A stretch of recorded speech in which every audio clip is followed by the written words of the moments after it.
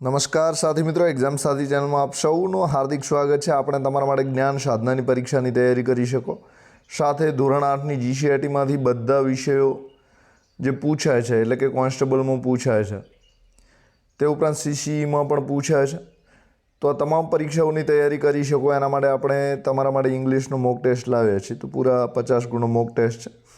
આ mock test તમારે જોવા હોય, તૈયારી મજબૂત રીતે કરવી હોય, સંપૂર્ણ માર્ક્સ મેળવવા હોય તો આપણું જે પ્લેલિસ્ટ છે જ્ઞાન સાધનાનું, એમાં જઈને મોક ટેસ્ટ તમે મેળવી શકો છો.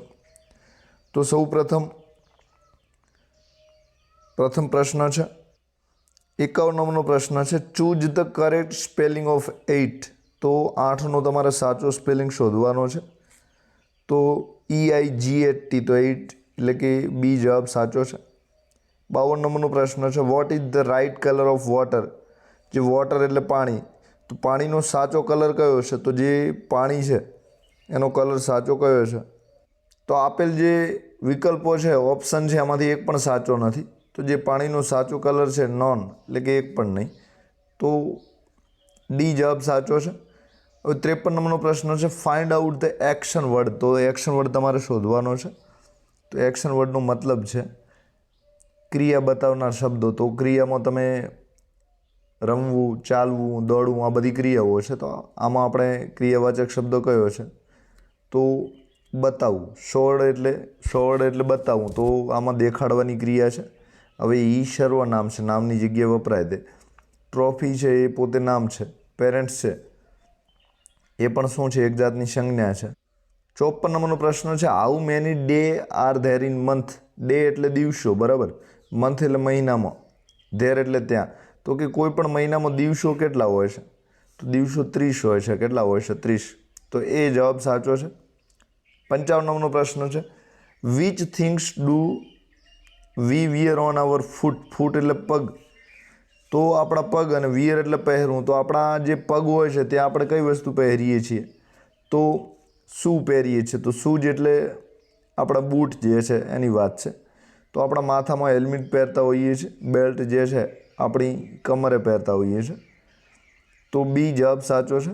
56મો પ્રશ્ન છે, ઇન્ડિયા ઇઝ અવર ખાલી જગ્યા. તો ઇન્ડિયા શું છે? વિલેજ, સિટી, ટાઉન કે કન્ટ્રી છે? તો જે ઇન્ડિયા છે એ કન્ટ્રી છે. કન્ટ્રી એટલે દેશ થાય છે, બરાબર. વિલેજ એટલે ગામ, સિટી એટલે શહેર, ટાઉન એટલે નગર, બરાબર. 57મો પ્રશ્ન છે, વિચ ઇઝ અવર મધર ટંગ્યુ. તો મધર એટલે માતૃ ને ટંગ્યુ એટલે ભાષા. તો આપણી માતૃભાષા કઈ છે? તો આપણી જે માતૃભાષા છે એનું નામ ગુજરાતી છે. કઈ છે? ગુજરાતી. એટલે કે સી જવાબ સાચો. 58મો પ્રશ્ન છે, ધીસ ઇઝ ખાલી જગ્યા એલિફન્ટ. તો તમારે આર્ટિકલ મૂકવાનો છે. તો ધીસ ઇઝ એન એલિફન્ટ, બરાબર. તો 5 સ્વર આપેલા હોય છે, એટલે કે એ, ઈ, આઈ, ઓ અને યુ. આ 5 સ્વર જ્યારે પણ આપેલા હોય છે ત્યારે આર્ટિકલ એન આવે છે. કયો? એન. તો બી જવાબ સાચો છે. હવે આ 5 સ્વર સિવાયનો કોઈ અક્ષર ત્યાં વ્યંજન આપેલો તો એ આર્ટિકલ આવત. કયો આવત? એ. 59મો પ્રશ્ન છે, find out the wild animal. Wild એટલે જંગલી ને એનિમલ એટલે પ્રાણી. તો જંગલી પ્રાણીનું નામ તમારે શોધવાનું છે. તો લાયન એટલે સિંહ. સિંહ જે છે એ જંગલી પ્રાણી તરીકે ઓળખાય છે. એટલે કે ડી જવાબ સાચો છે. 60મો પ્રશ્ન છે, એ ટીચર ટીચ્સ એટ ખાલી જગ્યા. તો જે શિક્ષક છે એ ક્યાં આપણને શીખવે છે? તો શિક્ષક જે છે એ સ્કૂલમાં આપણને ભણાવે છે, એટલે કે સ્કૂલમાં શીખવતા હોય છે. તો સી જવાબ સાચો છે. 61મો પ્રશ્ન છે, એ ખાલી જગ્યા is similar than a rabbit. Rabbit એટલે સસલું. તો સસલા સરખું કયું હોય છે? સસલા જેવું શું હોય છે? તો જે રેટ ઉંદર હોય છે એ સાઇઝમાં નાનો હોય છે, પણ એનો જે દેખાવ હોય છે સસલા જેવું જ હોય છે. તો a rat is similar than a rabbit. Rat એટલે ઉંદર અને રેબિટ એટલે સસલું, બરાબર. ડિયર એટલે હરણ, કાઉ એટલે ગાય, ડોગ એટલે કૂતરો. તો 61માં એ જવાબ સાચો છે. 62મો પ્રશ્ન છે, which is the highest mountain range in the world. World એટલે દુનિયા. હાઈએસ્ટ એટલે સૌથી વધારે, સૌથી મોટી. માઉન્ટેન એટલે પર્વતમાળા. તો સૌથી મોટી પર્વતમાળા કઈ છે દુનિયામાં? તો દુનિયાનું પૂછ્યું છે તો માઉન્ટ એવરેસ્ટ આવશે. શું આવશે? Mount Everest. એટલે કે સી જવાબ સાચો છે.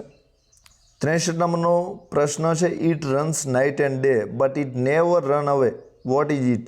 તો તે દિવસ અને રાત ચાલ્યા કરે છે, પરંતુ નેવર રન અવે, ક્યારેય દોડતું નથી, એટલે કે ક્યારેય દૂર દોડતું નથી. તો દૂર ના દોડે એવું કયું છે? તો કે ક્લોક, ઘડિયાળ, જે દિવસ રાત ચાલ્યા કરે છે પણ એની જગ્યા છે એ છોડીને દૂર ક્યાંય જતું નથી. તો બી જવાબ સાચો છે, ક્લોક. હવે 64 નંબરનો પ્રશ્ન છે, arrange the following words in correct order and make a sentence. તો આ જે શબ્દો આપેલા છે એને અરેન્જ એટલે ગોઠવવાના છે. આપણે કઈ રીતે ગોઠવવાના છે? તો એને સાચા અર્થમાં ગોઠવવાના છે, જેના લીધે આપણું વાક્ય જે છે એ પૂર્ણ થઈ શકે. તો સૌ પ્રથમ શું આવશે? તો સૌ પ્રથમ ટ્રી આવશે. શું આવશે? ટ્રી. પછી આર આવશે, tree are our best friend. તો શું આવશે? CDEAB. તો tree are our best friend એવું વાક્ય બનશે. શું બનશે? Tree are our best friend. તો trees are our best friend એવું વાક્ય બનશે. તો આડાવડા શબ્દો આપેલા હતા, તમારે સીધી રીતે ગોઠવવાના. તો આપણો બી જવાબ સાચો છે. 65 નંબરનો પ્રશ્ન છે, Arif cuts his face when he was. તો આરિફે જે એનો ચહેરો છે ત્યાં એને કટ લાગે છે, વેન હી વોઝ. તો એ શું કરી રહ્યો હતો ત્યારે એનો ચહેરો કપાય છે? તો હી વોઝ શેવિંગ. શેવિંગ એટલે દાઢી કરવી. તો આરિફ જ્યારે દાઢી કરતો હતો ત્યારે એનો ચહેરો જે છે એ કપાઈ ગયો હતો. તો ભૂતકાળનું વાક્ય છે, ખાસ યાદ રાખજો, એ વોઝ આપેલું છે અને અહીં ઈડીનું રૂપ જ્યારે લાગે છે ભૂતકાળનું વાક્ય હોય ત્યારે. તો Arif cuts his face when he was shaving, એ જવાબ સાચો છે. હવે વોશિંગ એટલે કપડાં બીજા ધોવાની વાત ચાલે છે, ક્લિનિંગ એટલે સફાઈ કરવી, બાથિંગ એટલે નાહવું. 66 નંબરનો પ્રશ્ન છે, your team one the state level kho kho. Your teacher છે, હવે તમારી ટીમ છે એ રાજ્ય કક્ષાની ખોખોની રમત જીતી છે. તો તમારા ટીચર તમને શું કહેશે?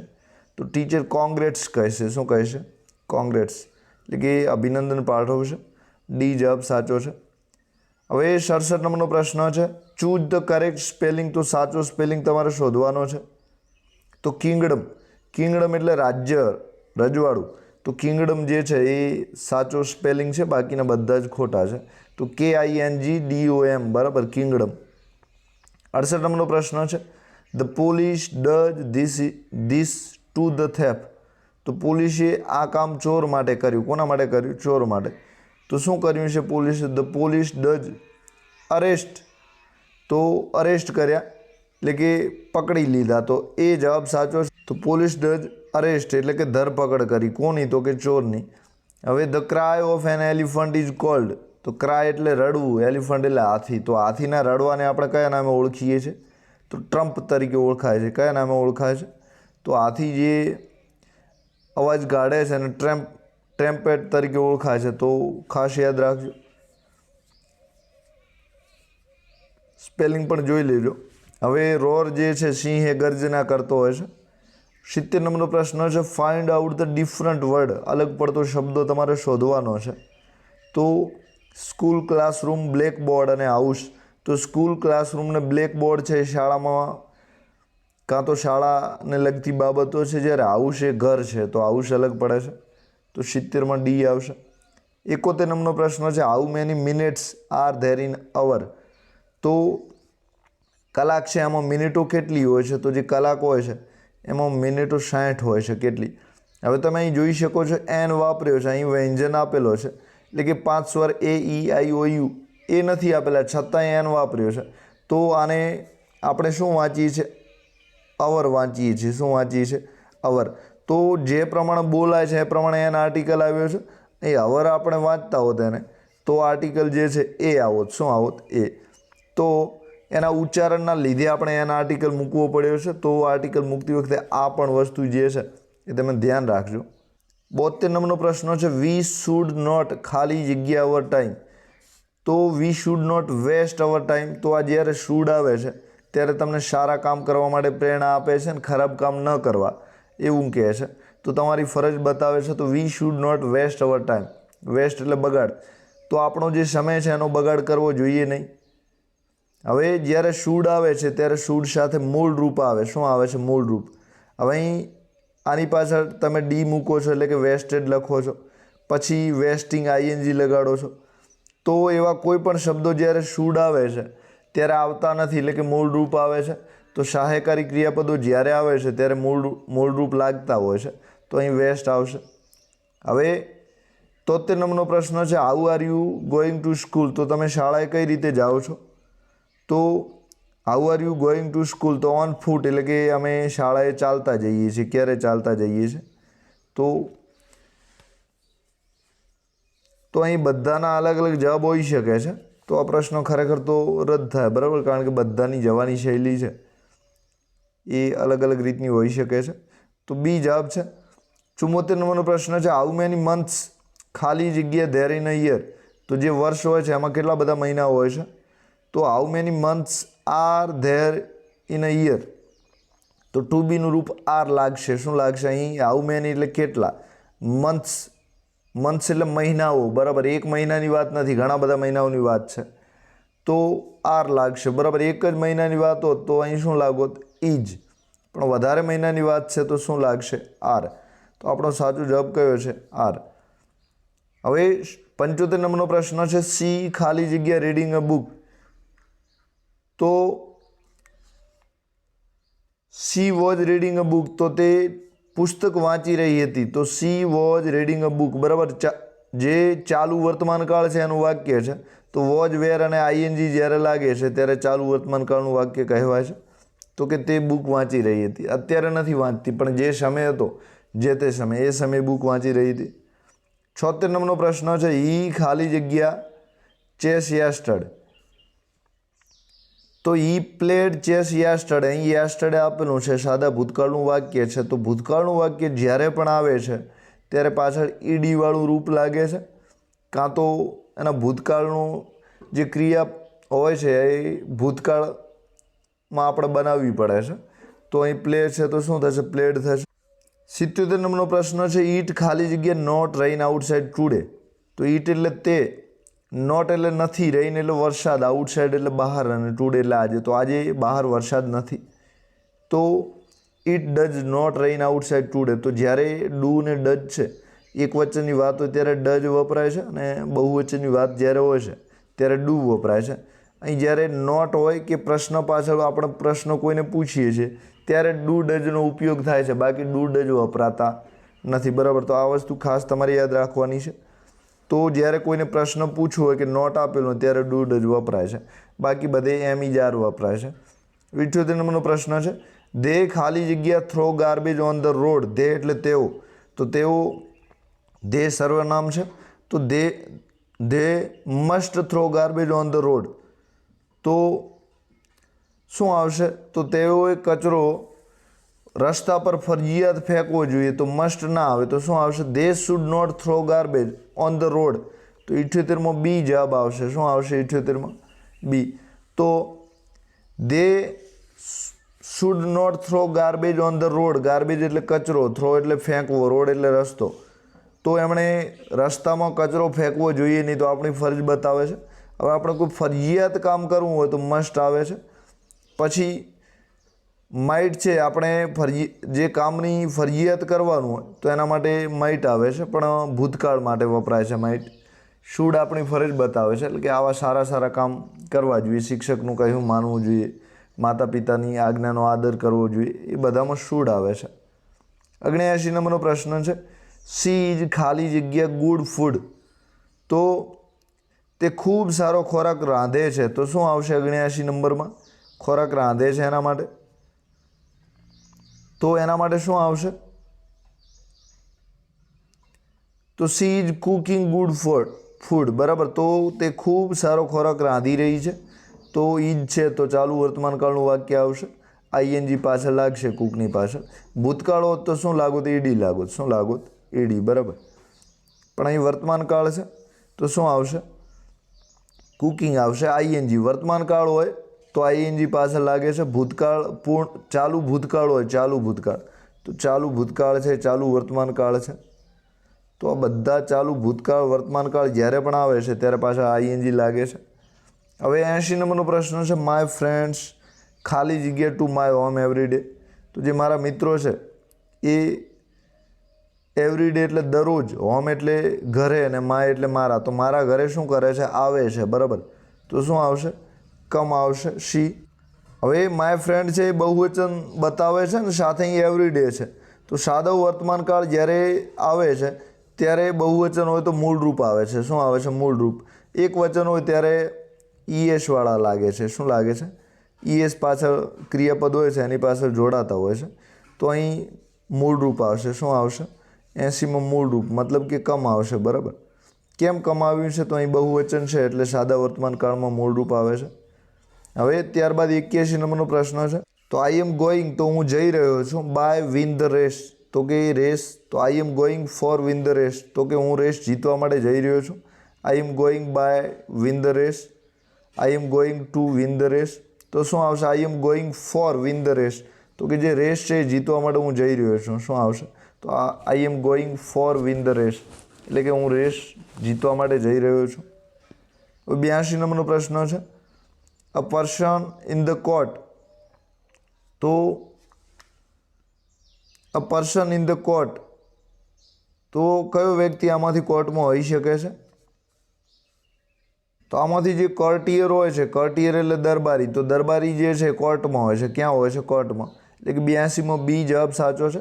હવે 83 નંબરનો પ્રશ્ન છે. ચૂઝ ધ કરેક્ટ સ્પેલિંગ, તો સાચો સ્પેલિંગ તમારે શોધવાનો છે. તો આસિસ્ટન્ટ જે છે એ સાચો છે. આસિસ્ટન્ટ એટલે સહાયક. તો ચૂઝ એટલે પસંદ કરો, કરેક્ટ એટલે સાચો, અને સ્પેલિંગ એટલે સ્પેલિંગ. તો સાચો સ્પેલિંગ તમારે પસંદ કરવાનો છે. હવે 84 નંબરનો પ્રશ્ન છે. અરેન્જ ઇન કરેક્ટ ઓર્ડર, તો સાચા ઓર્ડરમાં તમારે ગોઠવવાના છે. તો સૌપ્રથમ શું આવશે? 84 નંબરમાં સાચા ઓર્ડરમાં તમારે ગોઠવવાના છે. તો અમિત, ભૂપેન, બરાબર. અમિત અને ભૂપેન, આર, પછી અમિત. શું આવશે? સૌપ્રથમ અમિત આવશે, અમિત, બરાબર. પછી એન્ડ આવશે, પછી ભૂપેનનું નામ આવશે. તો અમિત એન્ડ ભૂપેન, તો સૌપ્રથમ બી, પછી એન્ડ આવશે, પછી સી, પછી શું આવશે? ડી. આર ફ્રેન્ડ્સ, પછી એ, અને પછી સૌથી છેલ્લે ઈ આવશે.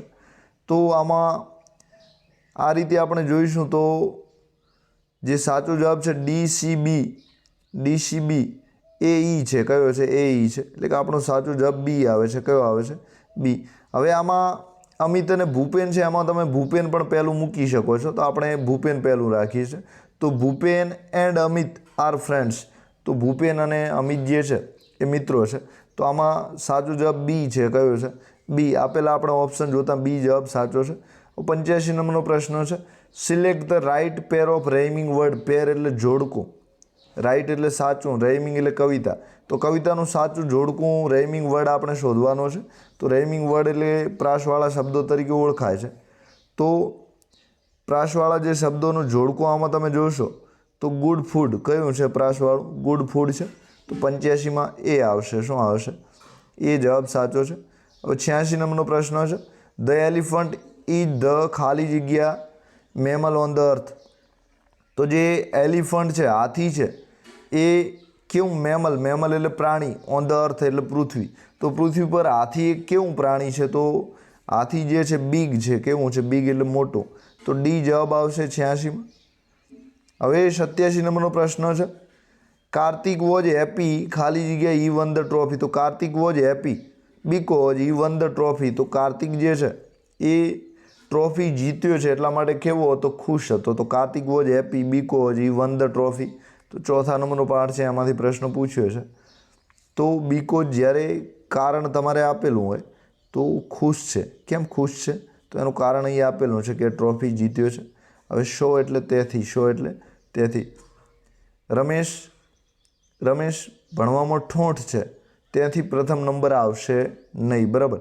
તો શો ત્યાં વપરાય છે. ફોર એટલે માટે, ફોર શાના માટે વપરાય છે? માટે. 88 નંબરનો પ્રશ્ન છે. ધ ઓલ્ડ મેન વોઝ ખાલી જગ્યા ધ અર્થ, તો જે ઓલ્ડ મેન છે, ધ ઓલ્ડ મેન વોઝ શું કરી રહ્યો હતો?